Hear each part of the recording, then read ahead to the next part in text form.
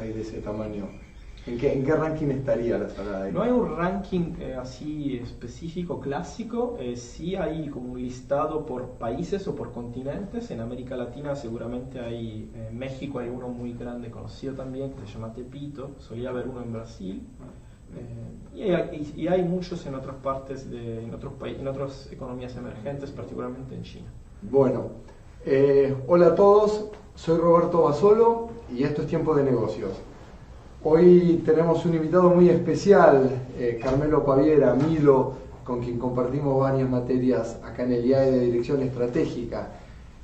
Milo se caracteriza por hacer estudios y meterse en temas, no diría calientes. Milo, vos hiciste tu investigación de tesis en la salada, te metiste en la salada y lo primero que me surge y que quería preguntarte es, ¿qué te lleva a elegir hacer una investigación en la salada?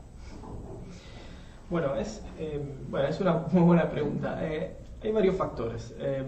Hay algunos elementos que son factuales o que vienen de la realidad. Y uno es, por ejemplo, que más del 60% de la población ocupada, digamos, económicamente activa en el mundo, trabaja en la economía informal, según un estudio muy reciente de la Organización Internacional del Trabajo. Después hay otros estudios que muestran que en las economías emergentes, y particularmente en América Latina, muchas empresas, particularmente las que son pequeñas y medianas, son informales. Es decir, son empresas que no son registradas oficialmente con las autoridades, y entonces en general se evaden parcialmente o totalmente lo que sería el pago de los impuestos. Entonces son una realidad enorme y un fenómeno que me parecía interesante es que nosotros como investigadores en management no hemos estudiado mucho ese tipo de organizaciones. Y durante mi primer año del doctorado, durante muchas lecturas, algunos papers particularmente me iluminaron un poco respecto a esta situación, que en el mundo de la academia en management en realidad hay un casi desconocimiento de o sea, lo que vos estás diciendo, Milo, es que todo lo que enseñamos son teorías que están basadas en el 40% de la economía, o sea, en el mundo formal. Sí, y todas las cosas que estamos enseñando, cuando enseñamos a managers, hay un 60% de aprendizaje que quedan fuera. ¿Sería algo así? A ver, o es muy fuerte ponerlo en esos términos. Seguramente en algunas partes del mundo la economía informal es lo que representa el corazón de la actividad económica, y América Latina es uno de estos ejemplos, ¿no? Hay países en la región donde la actividad informal, la economía informal y las empresas informales son claramente el corazón de la actividad productiva. Con lo cual, si nosotros nos enfocamos en esos tipos de organizaciones, en realidad sí no estamos realmente viendo todo lo que es el panorama de empresas y organizaciones que, por otro lado, generan riqueza, generan empleo, exportan también en algunos casos. Por ejemplo, muy interesante el caso de algunas empresas informales en Bolivia que cada vez más exportan a países asiáticos, y hay estudios con enfoques similares al mío hechos al respecto. Con lo cual, sí, en un punto ha sido un área un poco dejada de lado desde la academia en management. Y por suerte, ahora empiezan a surgir algunos estudios ahí, y la idea es que podamos contribuir a entender, en primer lugar, cómo este tipo de organizaciones surgen, qué diferencias hay, qué similitudes hay con las empresas así llamadas formales. Y creo que ahí esto nos puede dar muchos insights interesantes a nosotros como investigadores y académicos en el área del management, pero también creo que podemos generar insights que pueden ser útiles a nuestras sociedades acá en la región, por ejemplo, y también a los policy makers eventualmente. Antes de meternos, Milo, en las cosas que vos fuiste viendo que eventualmente son trasladables a todos los negocios de todo el mundo, como tu voz lo indica, sos italiano, con muy buen español, y te metiste en la salada, y la verdad que a mí me generó una curiosidad enorme saber cómo fue ese proceso. Entiendo que estás en el campo de las investigaciones cualitativas. Las investigaciones cualitativas van al lugar, se meten, se embeben de ese entorno. Entonces, me gustaría que nos cuentes un poco cómo es un italiano ingresando en la salada. Sí, irónico.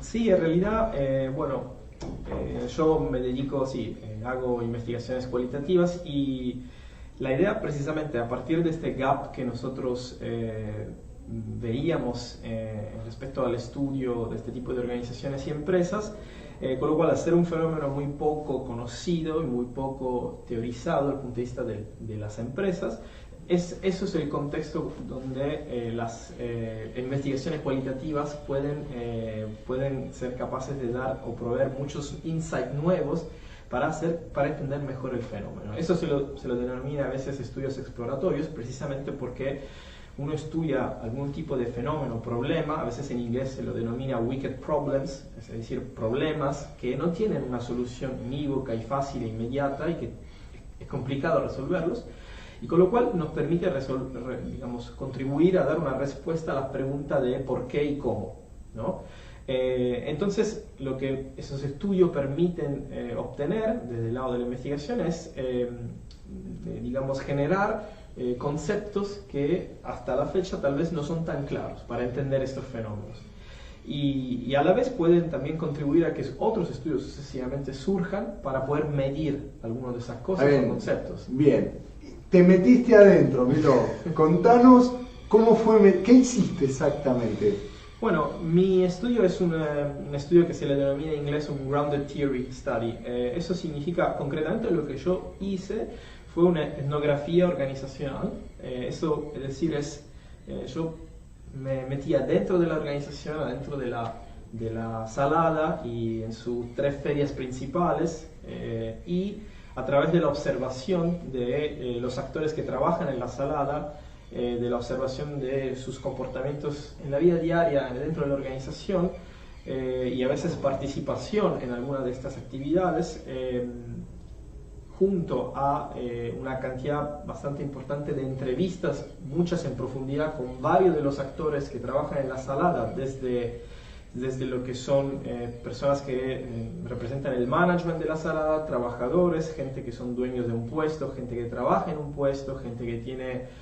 un trabajo en la seguridad, gente que tiene un puesto de carrero, sino también otros actores que son de alguna forma involucrados o que conocen el ecosistema de la salada, y eso implica, por ejemplo, ONG que de alguna forma conocen el asunto del trabajo informal, policy makers, y también otros empresarios textiles en la economía formal. ¿Qué hacías? ¿Te ibas a la salada? ¿Cuándo? ¿Cuánto tiempo? ¿Cómo era? Tu primer día, contame la salada. Mi primer día, fue peculiar porque la salada en ese entonces funcionaba 3 veces por semana, pero en horarios distintos de los de hoy en día. 2 veces por semana funcionaba de noche, esencialmente entre la medianoche y las 6, 7 de la mañana.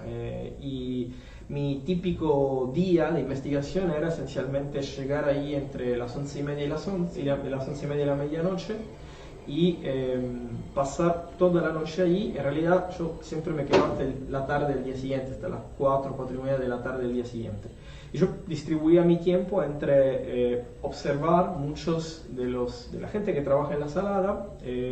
Muchas veces me quedaba un poco con algunos de los puesteros, participaba en algunas de las cosas que hacían ellos, y después en hacer entrevistas.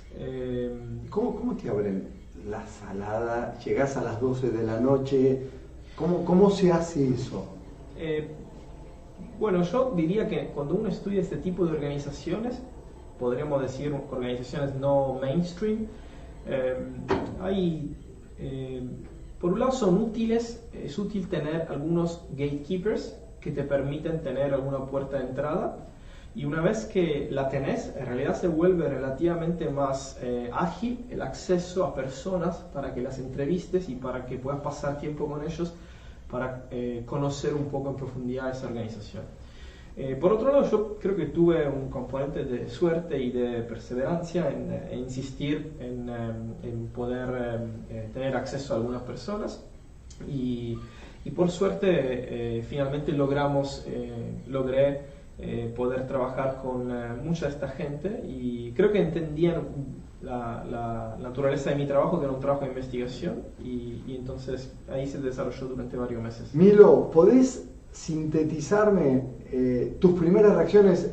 Lo que vamos a hacer, vamos a dividir esta entrevista en dos, porque hay muchísimo material, pero me gustaría que nos cuentes cuáles fueron esas primeras intuiciones cuando llegaste a La Salada, cuando viste La Salada, cuando pasaste las primeras semanas, el primer mes. ¿Qué cosas te llamaron poderosamente la atención en lo que tiene que ver con el mundo de los negocios? Bueno, muchas cosas.